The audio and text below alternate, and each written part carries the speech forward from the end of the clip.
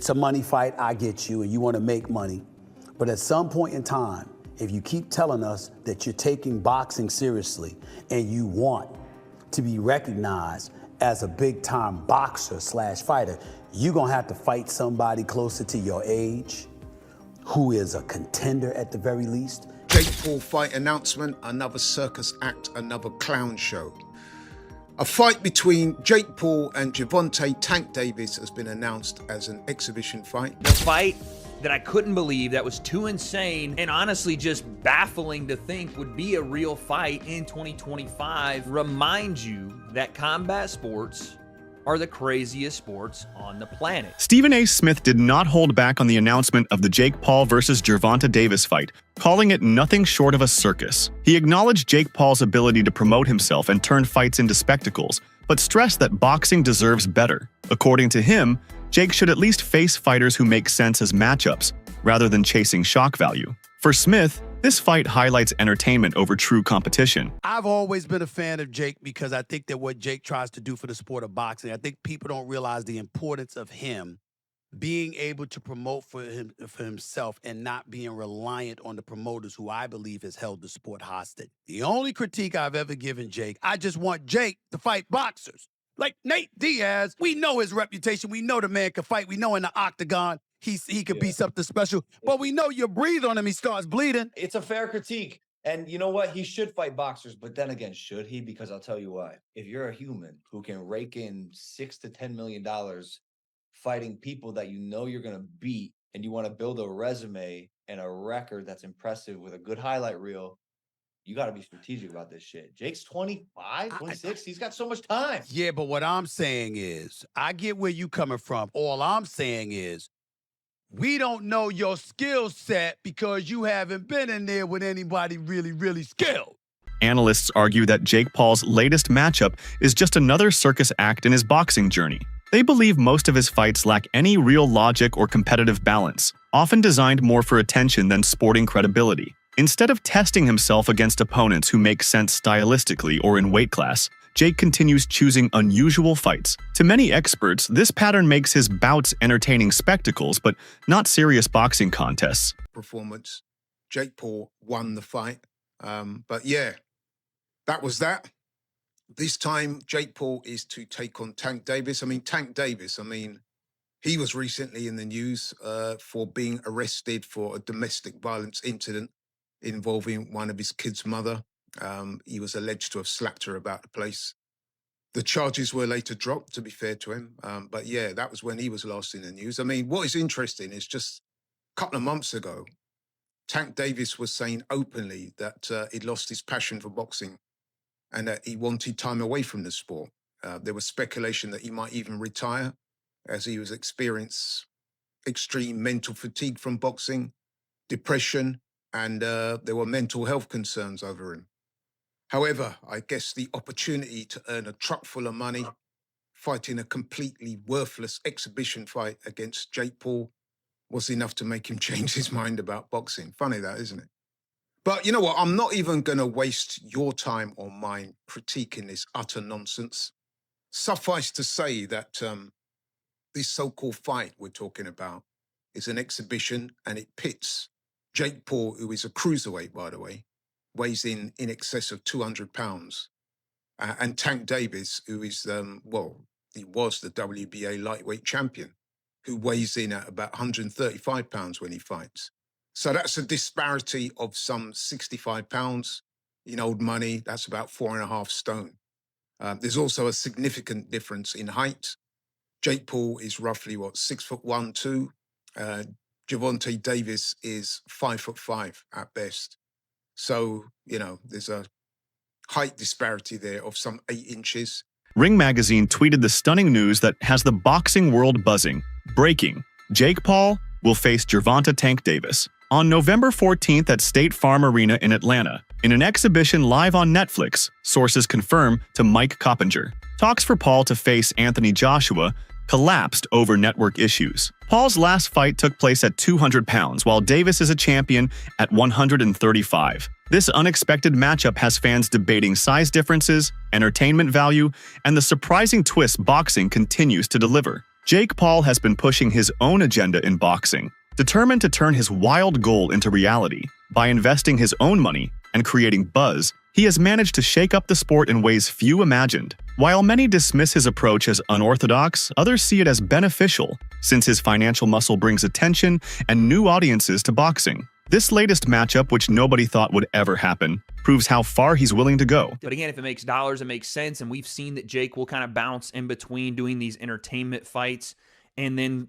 trying to push toward his goal of ingraining himself in the sport of boxing, and kind of does both of them. So it's kind of a weird place to be, because he wants the respect of the boxing fans and the boxing hierarchy and hardcore boxing people, but at the same time, he'll gain some of that and then lose some of it. It's like a seesaw of his fights. Like one fight, and be like, okay, that's a real fight, or that's a real fighter. And he'll go and he'll win the fight. Julio Cesar Chavez, real fighter, maybe past his prime, whatever, but Jake goes and wins that fight pretty easily, and then gets a lot of respect, gets a lot of the boxing hardcore love. And you have these talks about him fighting Anthony Joshua, and that was going to get even more respect. More people were like, that's fucking crazy. What are you doing? Myself included. That seemed like a massive risk, but a lot of people were like, okay, fair play. Anthony Joshua, that's a real heavyweight. Jake wants to fight him. He's a psycho, but fair play. And then you announce this one, and it's like, well, that's the same thing people have been saying about Jake for years. So it's a weird spot to be in for him, for sure. But I talked about this not being the first choice, and I don't think it was, because Coppinger reports next that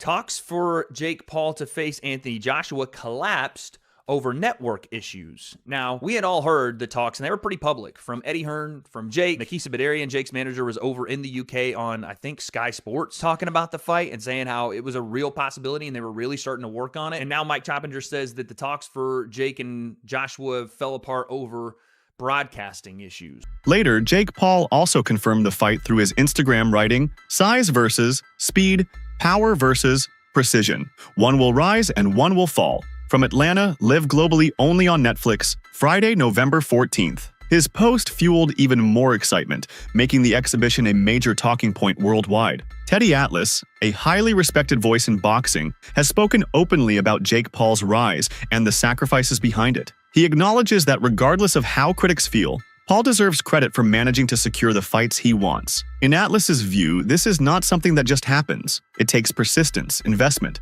and a willingness to sacrifice stability for the spotlight. Paul has carved a space in boxing that nobody thought possible for a YouTuber turned fighter. Atlas also pointed out that Jake has genuinely improved his boxing ability. He has put in years of training with top coaches, sparred with professional fighters, and learned to handle himself in the ring. While purists may mock him, Atlas suggests the criticism often ignores the effort and results Paul has shown. Many fans dismiss him because of his background, but Atlas insists that Jake's journey is proof of how much he has invested to reach this point. That I gave too much credit to Paul. Why? He's done a hell of a job to put himself in this position. He sold himself. He sold his dream. He took his dream. He took his idea. He put it out there, and he made it happen. Give him credit for that. And he made it happen. And he took risk along the way. Yeah, he picked his spots. He's in the driver's seat. He gets to pick his spots. He's the one bringing the money. He's the one promoting. Yeah, he's the name. He made himself that, coming from where he came from, with all his followers and the whole thing, and just the uniqueness of what he was doing. But he has learned along the way. He's not a top guy yet. No, I don't know that he ever will be. He didn't have that amateur background and the things that you usually need to be a top guy. But he has improved. He is a work in progress. He is a guy that you got to give him credit that he's respected the sport. He went out there, he's worked hard at it, and he's gotten himself into this position. Having said all of that, this might be a step too far. Now, when I say it, I'm also I try to be responsible. I've been in this game 50 years, so I know where not to step, where you could twist an ankle, or worse, you could break a leg or fall down. When I say that with the understanding too that Joshua's coming off being knocked out. The team at TalkSports reacted strongly to the news of Jake Paul versus Gervonta Davis, branding it a completely unbalanced matchup. Their main point of concern is the massive weight disparity. Davis, a natural 135 pounds lightweight, has dominated his division with knockout power, but stepping up against Paul, who walks around at 195 pounds, seems unrealistic to them. The question arises, how can this be a fair or meaningful fight when the size difference is so extreme? This reaction highlights a recurring criticism of Paul's fight selection. Many argue that he chooses opponents who are either much smaller, past their prime, or coming from outside boxing. In this case, Davis may be at the peak of his career, but he is significantly undersized compared to Jake. Netflix, and that's probably where the problem was. So I think that fight is sort of like dead and buried in the water. And we get Gervonta Davis, man, like you guys said it. He's a 135-pound world champion, lightweight world champion. The guy's my height. He's 5'5". And Jake Paul is a cruiserweight.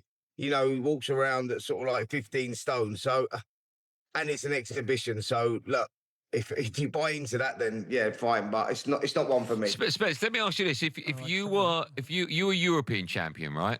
Yes. Before you had to retire, sadly, you were European champion. If you were, how tall are you? What are you at? 4'8", 4'9"? 5'5". 5'5". Okay. If you were in your pomp at European champion and you were 5'5" and you were fighting Jake Paul, would you fancy your chances? Absolutely. I think, yeah, definitely. I think I fancy my chances. I think Gervonta Davis actually beats him as well. He's one of the pound for pound best fighters in the world at lightweight. But it's a bit of it's a bit of a weird one, isn't it? It's like you got a guy of 5'5" boxing a guy of 6 foot plus. Cruiserweight. Yeah, it's just all a little bit odd. I thought if they're going to do an exhibition, perhaps Jake should have picked someone more his size. Look, his last fight against Julio Chavez Jr. Was at cruiserweight. Chavez Jr. was a former world champion at middleweight himself, and that sort of made sense. And it was a good win for Jake Paul. You know, he come out there and he beats an ex-world champion. He gets a little bit of credibility, and you go, right, now you're heading in the right direction. Analysts from Boxing Scene also weighed in, explaining that this fight is not a win-win situation for Gervonta Davis. Despite being the smaller fighter, Davis carries an undefeated record and a reputation for his devastating knockout power. But stepping into the ring with someone much bigger poses a real risk. If Davis loses, critics will say he was out of his depth due to size. If he wins, some might still argue that Jake Paul was never an elite boxer, undermining the victory. I'd say it's win-win for Gervonta as much as it is for Jake. Jake, it's like, okay, you're fighting a former world lightweight champion. You're bigger, so you have some advantages, even if you're, at a severe skill disadvantage. You're not supposed to expect to do anything, but if you do, it's even, it's bananas for you. It's great. Gervonta, I don't know. What if Jake hits him? Jake's a big guy. I don't know if Gervonta stood next to Jake. Jake's a big guy. Yeah, he's a big dude. And, Yeah. and Gervonta is small even by lightweight standards. Right. So it is a little bit of a David and Goliath fight. It's just, the David character in Gervonta is much, much more skilled. But I guess that's the thought process. As far as what it does for boxing, well, absolutely nothing. But then again, what have Gervonta Davis and Jake Paul really done for boxing in the ring aspect? Because Jake, Very good promoter. I am a believer in Jake as a promoter, and I think that he has a future as a promoter, and I think he's done very well as a promoter, and I think his company has done some very good things for the sport, and for young fighters, and for brewing talent and making good fights on that basis. But as far as from fighters' perspective, what do they do for boxing from a fighter's perspective? I don't think Gervonta Davis has ever done anything for boxing, honestly. Like I feel like TV has just in this generation, they just create stars, and then they just tell you, okay, we're gonna make this guy the star. It's like they're pre-created, and then they just tell you. Critics argue that Jake Paul's influence in boxing comes not from rankings or merit, but from his financial clout. Analysts pointed out that he has the money and promotion power to dictate matchups, regardless of whether they make sense for the sport. His ability to secure Julio Cesar Chavez Jr. before this fight, and now Gervonta Davis, proves how much control he wields. To traditional boxing fans, these fights feel more like entertainment spectacles than competitive contests. This level of influence is seen by some as damaging to the sport's integrity. The matchmaking process, usually based on weight classes and rankings, gets bypassed entirely. Here we go again, people. Another Jake Paul fight, another embarrassing night for boxing. Said this a few times now, and I'm really getting sick of it. 10 rounds of tediousness, whereby Jake Paul was just I say throwing punches, a lot of them didn't have any zip on them against an opponent that was just compliant. He holds boxing in contempt. He's basically pimping the sport. That's what Jake Paul is doing. And I find it unacceptable. I really do. The whole Jake Paul brand is actually bad for boxing. Taking advantage of the sport, pimping the sport, fighting washed up MMA fighters, former fighters. And now we're hearing that he's about to enter the WBA rankings and could be in line for a world title shot. Absolute farce. He couldn't get away with it in any other sport. And that's what makes me so mad. Former world champion Carl Froch was blunt in his assessment, calling the situation an absolute joke. According to Froch, discussions for a Jake Paul versus Anthony Joshua fight were nearly finalized, with the deal about 99% complete. Yet, instead of facing a heavyweight giant like Joshua, Paul pivoted to Davis, who is literally half his size. Froch found this decision baffling and saw it as proof that Jake is more interested in shock value than genuine competition. Froch's remarks echo what many boxing insiders believe, that Paul carefully selects opponents for maximum publicity and minimal risk. Facing Joshua would have been a monumental challenge, but fighting Davis creates a sideshow effect. So Jake Paul was supposed to be fighting AJ. Eddie Hearn announced 99% done, which we've just spoke about. What next for AJ? Potentially Jake Paul. But it now looks like that Jake Paul is fighting one of Anthony Joshua's legs. He's fighting Gervonta Davis, somebody who's a quarter of his size. I don't even know what's going on. Has Eddie Hearn been played? Let me know what you think. But the AJ fight with Jake Paul's finished. Gervonta Davis, fake Paul, November. I don't know what's going on in the world of boxing. This is an absolute joke. What next for AJ? We'll get into this, and there's so many questions I want to get into. Paulie Malignaggi, the former two-division world champion and boxing analyst, admitted he never saw this matchup coming. To him, the announcement came out of left field and stunned the boxing world. While Paul has made headlines with unlikely opponents before, pitting him against a lightweight like Davis still caught Malignaggi off guard. He described it as an unpredictable move that shows just how far Paul is willing to stretch the boundaries of matchmaking. This had been being talked about even prior to the Lamont Roach fight. I thought it was so utterly ridiculous, especially that you've essentially manufactured Gervonta into a star without really having him fight any major threats in his career, you know? I know the groupies are going to say somebody like saying, well, if Leo Santa Cruz is the biggest name on your resume, you got a problem. Like Santa Cruz was probably dying shot by the time he fought Gervonta Davis. Santa Cruz, who 90% of his own resume was against guys you never heard of.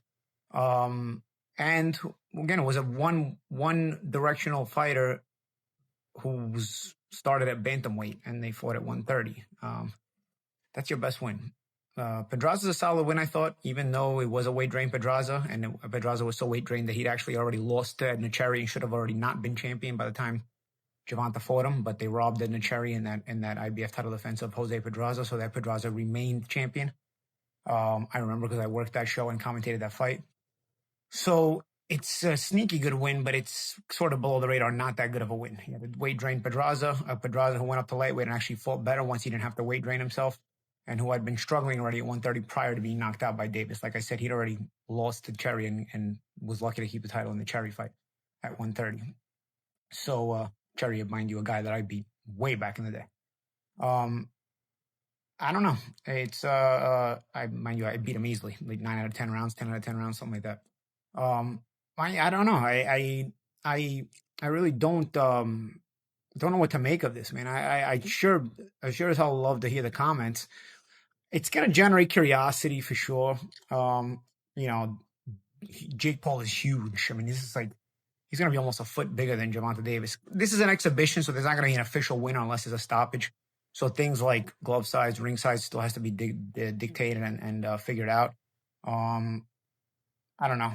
I don't know what you do with this. I don't know what boxing's coming to. This is what happens when you manufacture a star instead of letting stars organically create themselves.